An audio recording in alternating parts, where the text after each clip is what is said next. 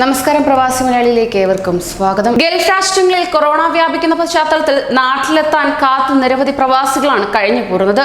പ്രത്യേകിച്ച് താൽക്കാലിക വിസയിൽ എത്തിപ്പെട്ട് കുടുങ്ങിക്കിടന്നവരെയും ഒപ്പം യുവതികളെയും വയോധികരെയും അടിയന്തരമായി നാട്ടിലെത്തിക്കേണ്ടവരെയുമാണ് പരിഗണനയിൽ ഉണ്ടായിരുന്നത്. എന്നാൽ ഇന്നലെ ആശ്വാസം പകർന്നുകൊണ്ട് പ്രവാസികളെ നാട്ടിലെത്തിക്കുമെന്ന വാർത്ത മാധ്യമങ്ങളിൽ വന്നിരുന്നു. പിന്നാലെ ആ നടപടി പ്രായോഗികമല്ലെന്ന് വെളിപ്പെടുത്തുന്ന കേന്ദ്രത്തിന്റെ റിപ്പോർട്ട് പുറത്തേക്ക് വരികയാണ്.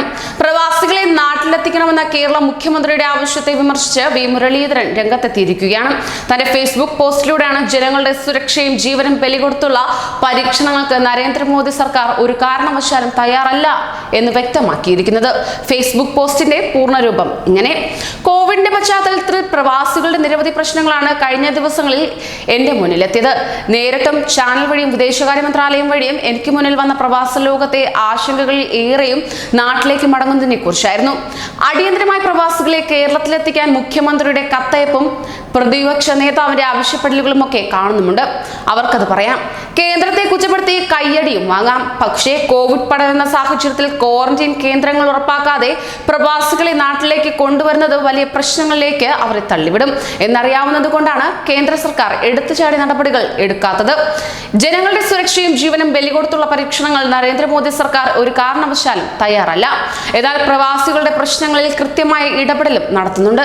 അതിന്റെ ഏറ്റവും ഒടുവിലത്തെ ഉദാഹരണമാണ് ലോക്ക്ഡൌൺ കാലയളവിൽ വിമാന ടിക്കറ്റ് ബുക്ക് ചെയ്തവർക്ക് പണം തിരികെ നൽകണമെന്ന വിമാന കമ്പനികളോടുള്ള നിർദ്ദേശം.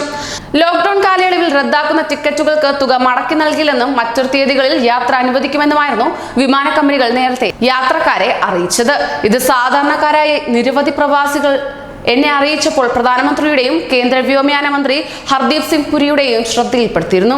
ടിക്കറ്റ് ബുക്ക് ചെയ്ത എല്ലാ യാത്രക്കാരുടെയും മുഴുവൻ തുകയും തിരിച്ചു നൽകുമെന്നാണ് കേന്ദ്രം ഇപ്പോൾ വിമാന കമ്പനികളോട് നിർദ്ദേശിച്ചിരിക്കുന്നത്. അതുപോലെ തന്നെ കോവിഡിന്റെ പശ്ചാത്തലത്തിൽ കുവൈറ്റ് സർക്കാർ പ്രഖ്യാപിച്ച പൊതുമാപ്പ് പരിധിയിൽ വരുന്ന നമ്മുടെ പൗരന്മാർക്ക് മടക്കയാത്രയ്ക്ക് വേണ്ട എമർജൻസി സർട്ടിഫിക്കറ്റുകൾക്ക് ഈടാക്കുന്ന ഫീസ് സംബന്ധിച്ചും ഇടപെടൽ തേടി പലരും ബന്ധപ്പെട്ടിരുന്നു. എമർജൻസി സർട്ടിഫിക്കറ്റ് ഫീസ് എഴുതി തള്ളുന്നതിന് വിദേശകാര്യ മന്ത്രാലയം ഇന്നലെ അംഗീകാരവും നൽകിയിട്ടുണ്ട്. മലയാളികളടക്കം കുവൈറ്റിലെ 25,000-ഓളം ഇന്ത്യൻ പൗരന്മാർക്ക് ഇത് പ്രയോജനപ്പെടും. ഇന്നലെ സംഭവിച്ച രണ്ട് കാര്യങ്ങൾ താൻ സാന്ദർഭികമായി ഉദാഹരിക്കുന്നുവെന്നേ ഉള്ളൂ. ഇത്തരത്തിൽ ഓരോ വിഷയത്തിലും കൃത്യമായ ഇടപെടൽ കേന്ദ്ര സർക്കാരിന്റെ ഭാഗത്തു നിന്ന് ഉണ്ടാക്കുമ്പോഴും അത് മറച്ചുവെച്ച് തെറ്റിദ്ധാരണ പരത്താൻ ബോധപൂർവമുള്ള ചർച്ചകൾ കണ്ടതുകൊണ്ടാണ് ഇത്രയും എഴുതേണ്ടി വന്നത്.